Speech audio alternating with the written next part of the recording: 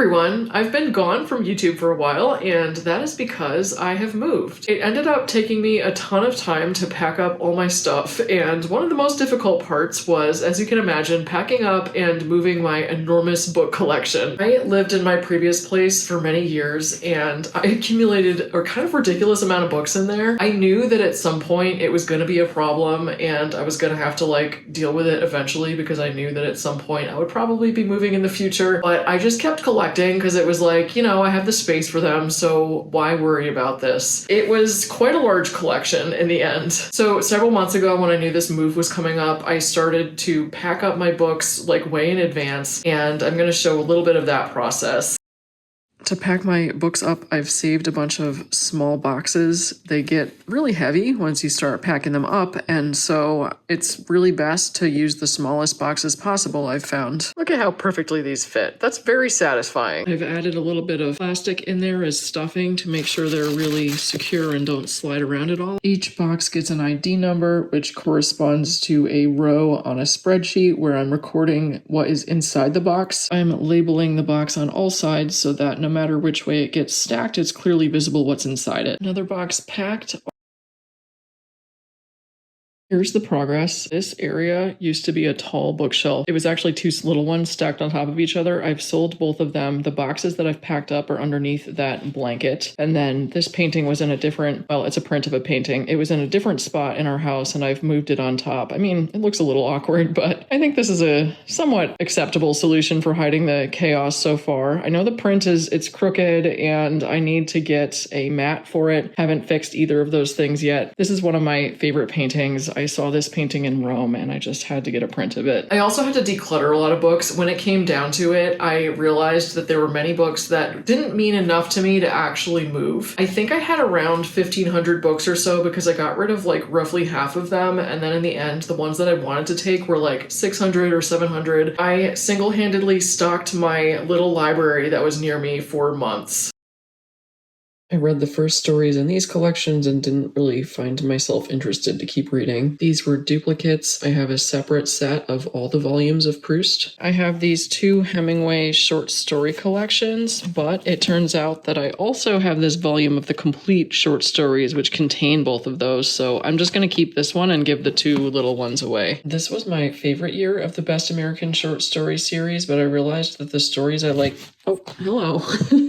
I realized that the stories I like best in this collection, I actually have them in the author's complete story collections as separate books, so I don't think I need this anymore. Loved James Michener when I was much younger. He was one of my favorite authors when I was in middle school and high school, I would say. I've tried to revisit his books, and I just don't really enjoy his writing style anymore. I've had this on my shelf forever, and I realized I just don't really feel compelled to read it right now. I picked these up from a friend, and I thought they might be inspiring for the difficult work of attempting to balance working in a regular job with being a writer. I haven't really looked at them. Ultimately, I think, it really comes down to whether you sit down and do the work or not. Remember when Russia was considered to be an unfriendly country to the United States because of its authoritarian government and philosophical opposition to individual freedom for its citizens? Pepperidge Farm remembers. I really don't have the heart to read this right now. This is another one where I have a copy of this play in a different book that's a collection, so I don't need this duplicate. I found this really old bookmark inside one of the books I was packing up. I've never been to this bookstore, so it must have been from one of the books that I got secondhand. It's so adorable. I'm going to keep this. I don't know if anyone remembers this short story collection. This was such a vibe in the 2000s. She published it when she was 25 years old. She got published in the New Yorker, blew up really fast. These were these quirky, magical realist stories that are kind of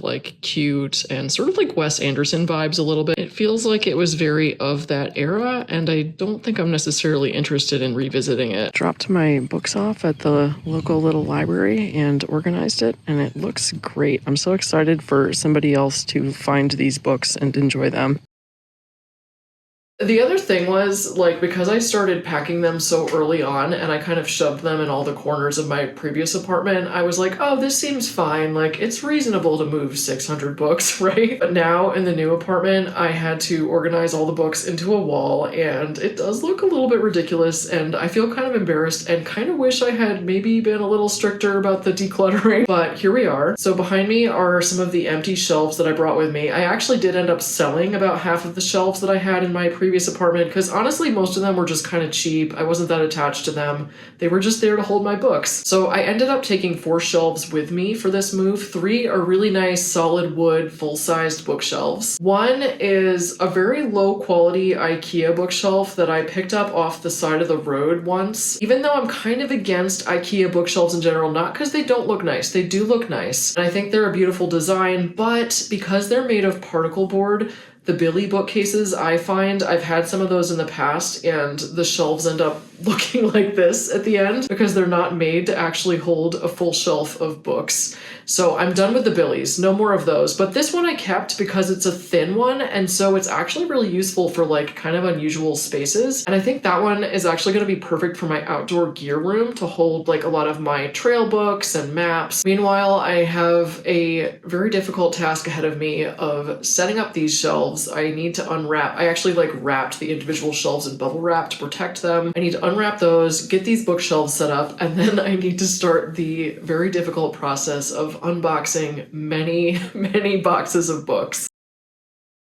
This dark brown bookshelf I found many years ago at a Goodwill for $15. It's solid wood, it's beautiful. The thing I really love about it is it has an open back, so it's actually perfect for a situation like this where that's the heating and cooling vent, and I couldn't have a regular bookshelf in front of it because that would block the airflow. I'm definitely going to need more than just the shelves that I brought so far. Haven't bought any new shelves yet. I haven't really seen anything that's exactly what I'm looking for. The shelves are also actually split up between different rooms. In my previous place, I had basically one big library room because we had an enormous living room. In this place, the living room is smaller. Here, the living room is smaller, and there's not really like one obvious library location, so I think I'm going to kind of scatter books throughout the place. And because I don't have room for all the books yet, I'm going to prioritize the one where I put little stars on the packages because those are the ones that I marked for myself to know that I need these for reference or because I want to read them soon. So for instance, this music books box is books that are related to the novel that I'm publishing soon. I'm scared.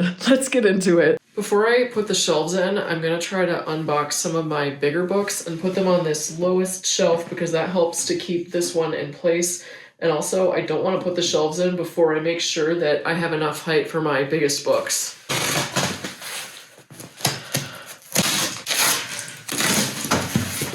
Alright, we got Oryx and Crake, one of my favorites. The biggest book that I was hoping to find is in here, which is good because this is the one that I specifically need to make sure fits. I have these two.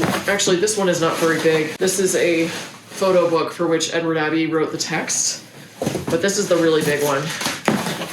Desert Images. I think this is the biggest book I own. These are pictures of the desert with text by Edward Abbey. It's huge and beautiful, and this always lives on this bookshelf because it has the adjustable shelves.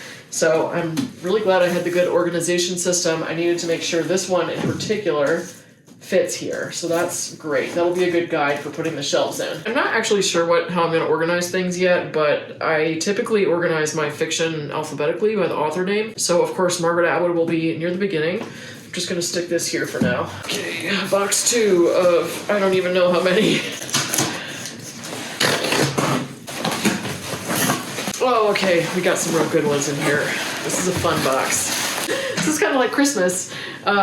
This is the Audubon Society book of Wild Cats. I found this at a library book sale for $5, and it's like this really fun vintage photo book about wild cats. And I love cats, both wild and domestic, so when I saw this, I was like, I absolutely need to have this book. And it's so cool. It's really fun to flip through this. What else do we have in here? Oh, a photo book of Hemingway.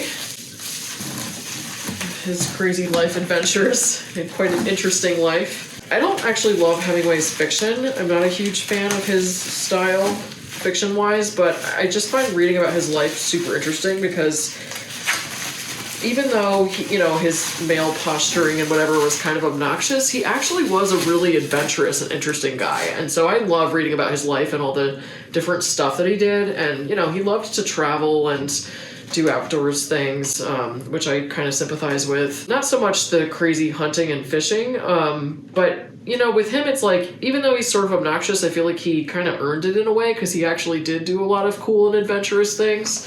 So I just think he's a really interesting character. I have a lot of books about him just because I think he's fascinating to read about. So this one is more of a photo collection of different images from his life. And of course, he also loved cats. I think I may have labeled this box wrong, because what I had in my spreadsheet is not what's in here. This is actually a really sad book, but when it came out, I was like, this is really important work, and I wanted to support the photographer who made this, The Anthropocene Illusion. And this is a photo collection of the ways in which, as humans have destroyed nature, they've built various fake versions of nature to make ourselves feel better and to try to get that connection back. So this book is actually super depressing, but I think it's so important, and I bought it because I really wanted to support his work. So let's see if there's an example. An aquarium. Also this phenomenon that we have where, as the wild habitats are destroyed, we build fake ones for the animals to keep them alive in captivity.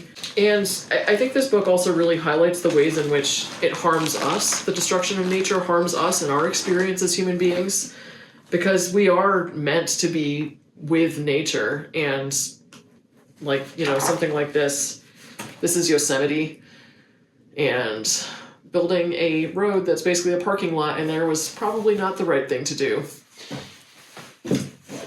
2 boxes down, many more to go. Next up, I have a couple more boxes that I marked as being higher priority to unpack. This one is music books. I actually did get rid of most of my music books. I had a ridiculous music book library, and I did end up giving away a lot of them that I wasn't really using a whole lot actively anymore, but I kept ones that are kind of related to my novel that I need. So in here are some of those, and also some other random stuff, apparently. So we got Night Sky and Sierra Nevada Wildlife. This is going to be perfect for that outdoor bookshelf. I'm going to put these in the other room. Oh, there's actually a lot of random stuff in here.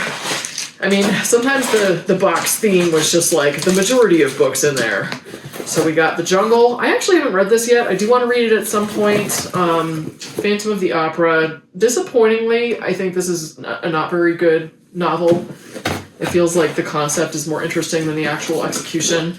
Okay, here we go. So I don't love this book. The novel that I have coming out soon is about a French horn player. And this is like a journalist who used to play French horn in his youth, and then he went back and tried to pick it up again as an adult. And so the gimmick of this book is that it's like he spends a year trying to relearn it. And I don't know, I just find it kind of like irritating and a little too precious. Various novels.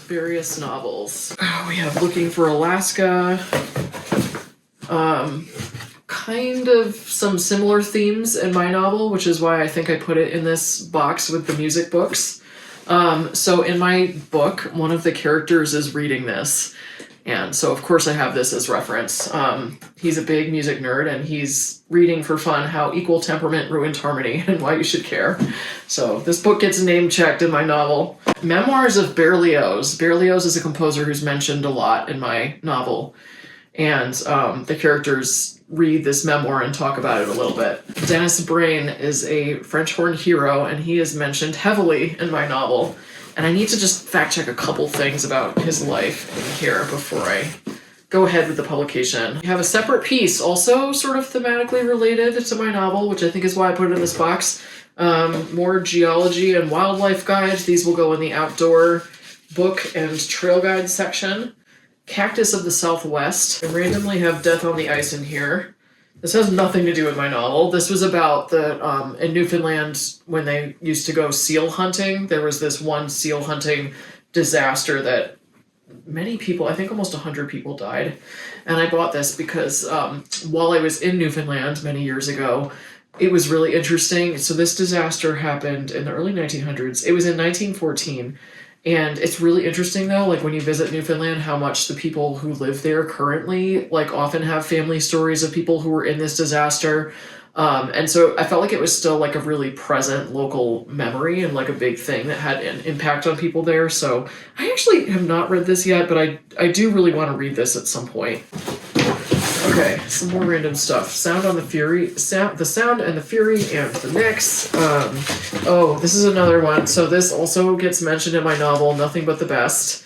And it's this like expose about students at Juilliard, and it's just like this really miserable book. Like it talks about how unhappy a bunch of these students are, and I don't think that's necessarily representative of all Juilliard musicians. Like I know people who went to Juilliard and they don't seem that upset about it, but you know, it's one of these like books that they tried to make it juicy, and they try to be really shocking. It was kind of like an early Mozart in the Jungle, I guess, except it never really caught on that much. But when I was in high school and I wanted to go to music school, which is like what my novel is like about kids in that circle. This book was like a how-to guide for me. Like I was obsessed with it. I reread it all the time. So I think this gets mentioned by name in my novel, although I haven't looked at the draft in a few months. I'm like letting it sit for a little bit before I do the final round of edits. I'm pretty sure I have my main character like actually reading this book at some point. Oh no. Book avalanche. Richard Taruskin, famously snarky musicologist who writes these wonderful essays, and they talk about him, because it's like these huge music nerds in my book. So we have some of his essay collections, The Danger of Music and Text and Act, two classic Taruskin texts. Oh, and then this is actually, so the first Dennis Brain biography that I showed was like sort of the original one, and then this one came out in the 2010s, and this one is like a bit more scholarly, I guess. So I actually need to go back and check some stuff in here too. You know, a lot of young horn players really idolize Dennis Brain, and his recordings of some of the horn concertos are like really iconic. So he's talked about a lot in my book. All right, so we got a nice messy pile of books there. It's a good way to start, just like with total chaos.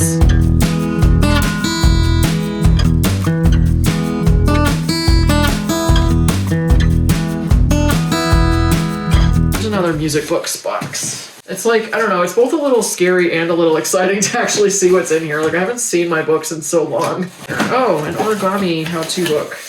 I've had this for the longest time. I don't know. I used to do a ton of origami. I don't really have time so much anymore, but I've never really quite had the heart to get rid of this. These are some of the things that my character ends up playing and studying. And so, like, Philip Farkas, this is a very classic horn text with techniques and little exercises that she studies. The Maxime Alphonse etudes, these are a big deal in the French horn world. I don't think I actually mentioned Paré scales, but I spent hours and hours practicing these as a youth. And I think I mentioned this. This is like a very beginner etude book, like when you're, like my very first, like, I don't know, first 5 to 10 lessons I was playing etudes from this book. These are definitely mentioned because these are the audition pieces that I had when I was in high school. You would have to like learn one of these pieces and then play it at your audition, and it was like a standardized piece that everyone would play. So I think the first audition that the character takes in the book is based on one of these pieces. So I definitely have to like go back and make sure that I wrote everything accurately about those. Oh, Lear Horn Concerto. So she doesn't play this, but her friend plays it in the book, and I don't know if I really talk about anything that specifically with this, but I kept it just in case I had to refer to this score. Concert piece. I don't think I mentioned this one either, but this is another pretty common solo piece. I think I mentioned this one specifically. This is a really modern, cool piece just for solo horn, so no accompaniment, no piano. And I played this when I was in high school, and it's a really fun, interesting, modern piece of music. You can see how crazy some of the little parts are in this. Okay, this one, I don't think this is music books. I think this is just like books that I want to read soon or something, of which there were many. It's been so weird not reading over the last several weeks because of this move. It feels really strange, and I'm really excited to like get back to my normal life and start reading again. I have been listening to audiobooks. Not many of them have been very good. Okay, yeah, so we got Edward Abbey. I read this last year, I think. Yeah, what else is in here? Oh, I'm not sure why I have these. These are from my travels in Scotland. An Edward Abbey biography. Oh, this is meta. A filmmaker's handbook. I need to read this because I don't actually know anything about how to make videos. Like, I'm just kind of winging it, and I was like, I should probably learn some actual techniques and like things that people should know when they do this. I don't know. So yeah, I bought this to like actually learn stuff about video making.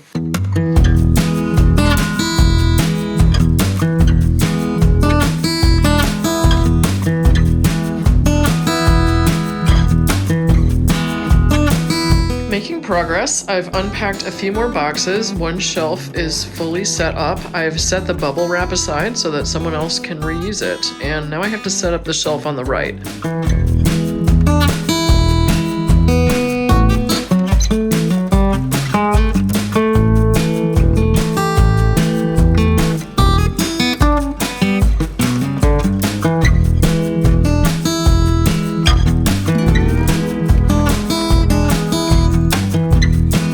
My first booktube video ever was called Why I Didn't KonMari My Books, and I need to issue an apology. Marie Kondo was right. I have too many books and I do not have time to read them all, and I should have gotten rid of more of them before moving. The plants are a little sad right now because I forgot to water them for a while in all the chaos, and also my cats attacked them. I'm hoping that perched safely on these higher shelves they'll be able to recover.